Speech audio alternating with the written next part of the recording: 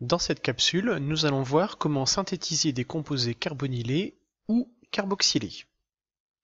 Commençons tout d'abord par indiquer ce qu'est une synthèse organique.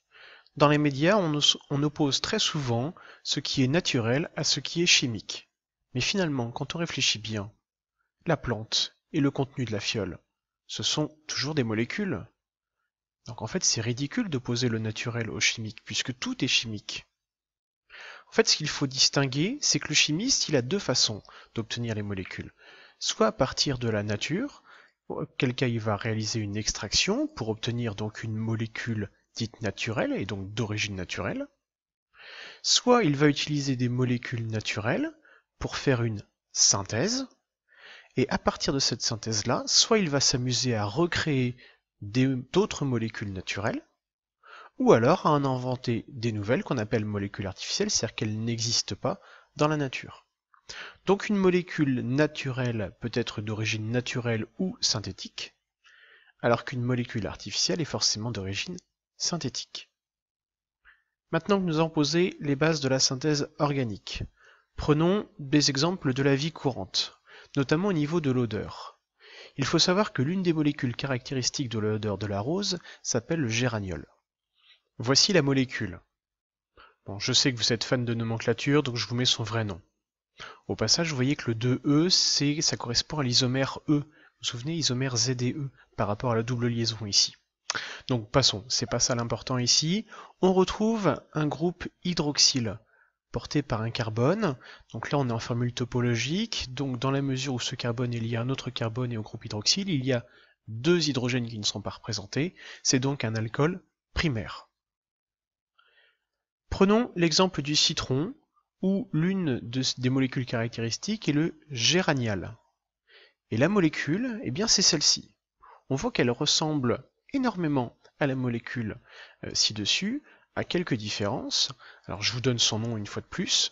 On voit que la terminaison ici c'est le al, et on retrouve effectivement le groupe carbonylé ici, porté par un carbone qui est lié au reste d'un groupe alkyle. Donc ici il y a un hydrogène, c'est donc un aldéhyde. Le chimiste, lui, ce qui va l'amuser, c'est de passer du géraniol au géranial. Alors voyons comment on peut faire ça. Eh bien, on va d'abord écrire la formule brute du géraniol, de l'alcool, la formule du géranial, donc de l'aldéhyde, et puis qu'est-ce qui change? En fait, ici, l'oxygène a perdu un hydrogène, on a eu formation d'une double liaison, donc ce carbone a également perdu un autre hydrogène. Donc on va équilibrer, on a donc 2H+, reste à équilibrer les charges, 2 électrons. Cela correspond à une demi-équation d'oxydant réducteur, sauf qu'ici l'oxydant c'est le géranial, et le réducteur c'est le géraniol. Donc pour passer du géraniol au géraniol, on fait une oxydation, on dit alors que l'alcool primaire est oxydé en aldéhyde par action d'un oxydant, tels que les ions permanganate ou dichromate qu'on a vu précédemment dans la capsule. Bon. Sauf que le géranial, on peut encore continuer à l'oxyder. Et on va en faire un acide carboxylique, l'acide géranique. Là encore, on va équilibrer sous forme d'une demi-équation. Donc, on a toujours l'oxygène avec la double liaison, mais on a présence d'un OH, d'un groupe, enfin de la fonction carboxyle ici. Donc on va rajouter une molécule d'eau. Il va donc nous manquer, donc ici le H a été remplacé par le groupe OH, donc il manque 2H+, et 2 électrons. Là encore, on est dans le sens d'une oxydation, c'est-à-dire que le couple c'est l'acide géranique, géranial. On dit alors que les aldéhydes sont oxydés en acide carboxylique par action d'un oxydant. Donc si nous résumons l'oxydation ménagée d'un alcool primaire, on a deux cas. Soit l'oxydant est en défaut et à ce moment-là, l'alcool primaire sera seulement oxydé en aldéhyde.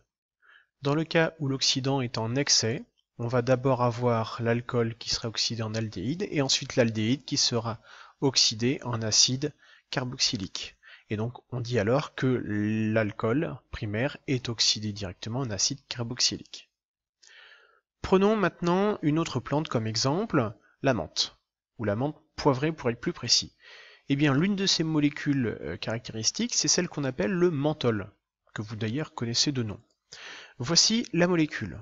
Alors son vrai nom, il est un peu plus compliqué qu'encore précédemment, mais ça c'est pas la plus important. On retrouve la terminaison ol, on retrouve bien notre groupe hydroxyle, qui est porté par un carbone qui lui est lié à deux autres carbones. C'est donc un alcool secondaire.